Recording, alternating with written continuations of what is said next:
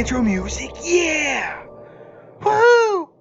Hey Star Trek Fleet Command fans, good morning! And today I kind of want to cover, well, you know what it is. It's the end of the month, and with that we have to cover what this month was. And we got to grade it, whether it's good, bad, ugly, or whatever.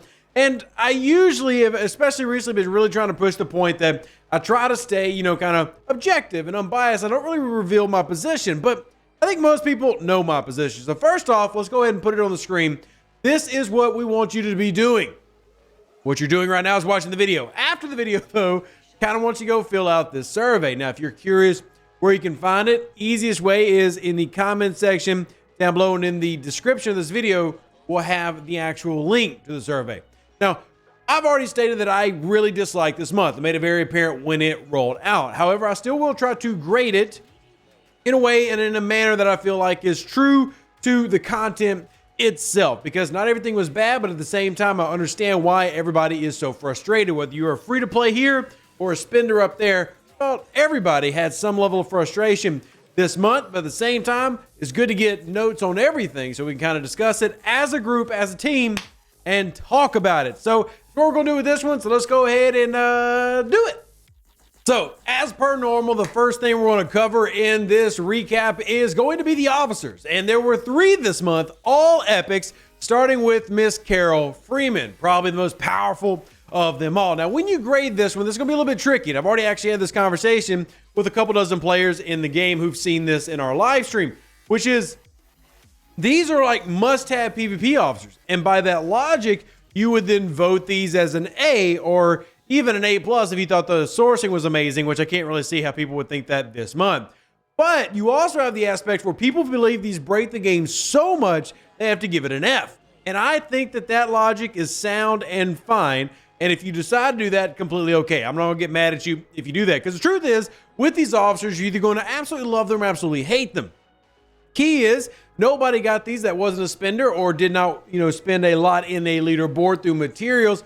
With Carol Freeman being given in the $20 battle pass for tier 1, though she really kicks off around tier 3 to ridiculous heights. And then you see in our strike team, we added Andy Billups and Jack Ransom. Jack Ransom being the Explorer strike team officer, and Jack over here, Mr. Andy Billups, being our interceptor strike team. Now remember, Freeman, lower decks, synergizing with that group. So don't have a battleship strike team officer, at least not yet. And really comes down to, what do you value in terms of what's more important in the grade here? If you base purely on the officers themselves, you can argue this is an A or a B grade. If you don't like the method of how they're coming through with this, then you give it a harsher grade. And decide amongst yourselves what you will do. And I'm curious to see what the comment section looks like on this one, because this has been a hot button topic in the VIP Discord, in our Discords. And again, we have plenty of places where y'all can give feedback. It just, when I look at these, I have a problem with the design. And we talk about power creep, but this was power leap. I mean, this is insane. But anyway, let me know what y'all think. As always, we'll go through the officers, but let's get into the next topic, because we can't get stuck on these, even though this is going to be probably a big negative for a lot of people. Coming in at our second thing that we're going to discuss today is the Gilded Pickle itself, the Monaveen. So of course, as you're going through here, you can simply vote on the value that you found in the ship itself. Now, those who are free to play out there and did not obtain this ship yet, don't worry, your path is coming next month. But I think you've seen through the videos, everything, what you should probably feel about it. The real big keys are the Monaveen are its refinery, which, as we discussed in its own video, will allow you to exchange for more materials and resources in the game. It's part of the process that they're trying to help improve the G4 and G5 economy. See, mine being tier 2, here's my Tritanium payouts, here's my Dilithium payouts, and then come over here, you got your choice selection exchange for more Queen's favors, so that you can get more of the Tritanium, Dilithium, etc. And the goal is, as you go through this process and then go through this loop, is that you're going to hopefully enjoy, one, going through a new ship mechanic and enjoying maybe the auto grind feature of this, which you can see my Gilded Pickle is currently doing now, just sitting here going through grinding, as it doesn't take any active grinding if you don't want to, though active grinding will greatly increase the speed of which you complete this loop. As far as ships go, this is not the most grind-intensive loop, and a free-to-play path is coming, at least starting in the month of October. But in terms of how it is and what it is, I think my biggest issue, and I said this earlier in this month, is if this had come out literally 2 years ago, I love it. I really do. I think this is a fantastic addition to the economy. But we're at a point now where all the gains given to Star Trek Fleet Command players by the ex-Borg researchers, the sweeps, all that grind taken out the game has now been re-added with things like the Gilded Pickle and with the Voyager loop and all these things that we're currently have to do in the game now, not to mention the Battle Pass, apparently another Battle Pass coming next month. So I'm very curious to see how players end up grading the Pickle itself.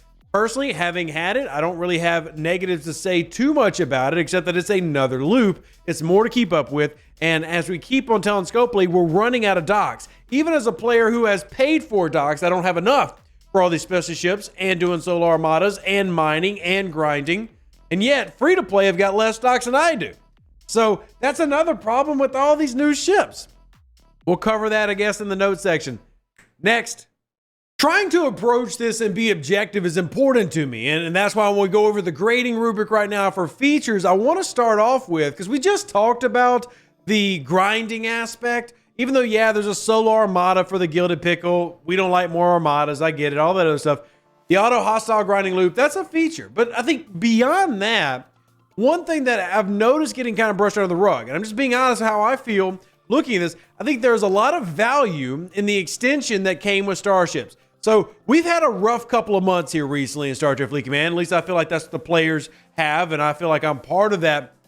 But the station extension and then the Starship extensions, I feel like have been very good values. You look at some of the things that are included here. And again, I didn't spend any money on the Pickle. Yeah, Scopely gave it to me, but I didn't buy a pack to upgrade it or speed that process along. And you see some of the researches I've invested into already. You see the Epic Armada cache. I think these, between the Rare and the Epic, is extremely valuable for the average player. You look across it, you also see things like Pure Research Reinforcement, which is a crystal, gas, and ore efficiency research. You got the Station Research, which does the same thing for stations. These are free-to-play researches for players in the 40s. I think that has a lot of value. You look at some of the others with the Acyclic Barrage giving, that damage to the Gilded Pickle itself, but also working for PvP and players and regular players for regular researches. And I think that has some value. The negative for some players is going to be that all this is for 40 plus. And the game is continually pushing people to level up, and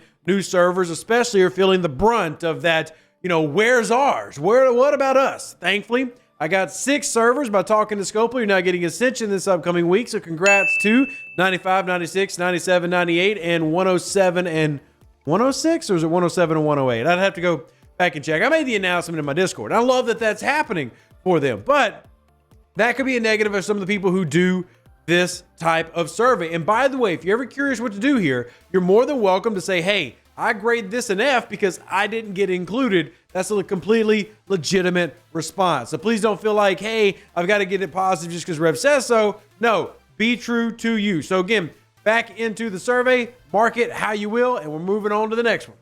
Okay, so let's go ahead and talk about the calendar for the month. Again, this is what it looks like on the sheet. A, B, C, D, F. You grade it how you want, but I do want to remind everybody, or inform if you weren't aware, this is the month where we had an increase to the Battle Pass payouts.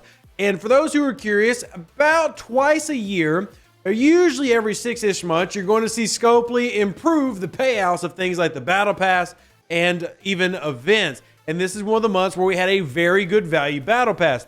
Now, that's not the only thing that we're going to grade when we talk about events. In fact, a lot of times when we talk about events, we're also going to be talking about the SLBs and some of the heroic SMSs and, just generalized events. And I would then go as to say at that point that I do think this calendar, for the most part, was a good calendar. There were a couple of issues I had here and there, but there was a day where we had away team, and then the next day we did another away team. And you want to synergize those. You'll do them at the same time.